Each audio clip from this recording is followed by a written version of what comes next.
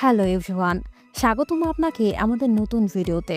আজকের নতুন ভিডিওতে আমরা তুলে ধরব উন্নত বিশ্বের নতুন কিছু প্রযুক্তি সম্পর্কে, যা আমাদের কাজ করার পদ্ধতিকে সহজ এবং উন্নত করেছে।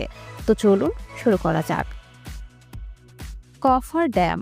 ব্রিজের পিলার বানানোর জন্য এই কফার ড্যামকে ব্যবহার করা হয়। এটিকে সবার প্রথমে সেখানে রাখা হয় যেই জায়গায় পিলার লাগানো হবে।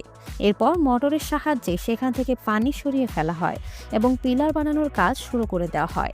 এরপর পিলার বানানো শেষ হলে কভার ড্যামকে সরিয়ে দেওয়া হয়, যাতে ক্রেনের সাহায্যে পিলারের উপর ব্রিজের স্ল্যাবগুলো সেট করা যায়। Rake pack.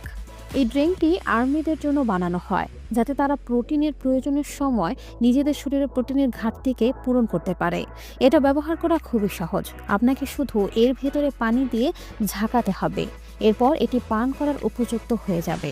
এটি পান করতেই আবার আপনার এনার্জেটিক ফিল হবে।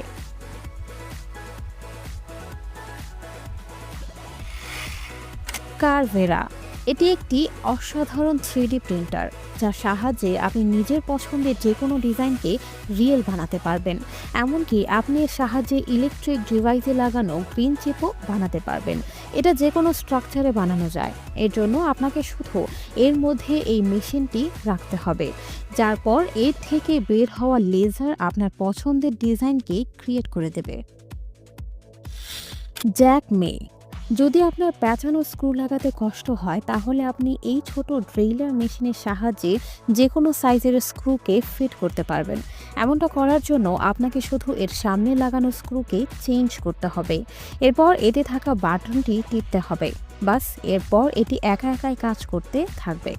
আপনাকে আর কোনো মেহনত করতে হবে না। এটি এত ছোট যে আপনি চাইলে এটিকে আপনার সাথে যে কোনো জায়গায় নিয়ে যেতে পারবেন। রনি ফ্ল্যাশলাইট। এটি একটি অসাধারণ টর্চ। আপনি চাইলে এটি হাতে করে চলতে পারেন বা নিজের সাইকেলের স্টিয়ারিংয়ে লাগিয়ে অন্ধকার রাস্তা সহজেই পার করতে পারেন। প্রয়োজনে আপনি এর রেঞ্জ বাড়িয়ে এটিকে ব্যবহার করতে পারবেন।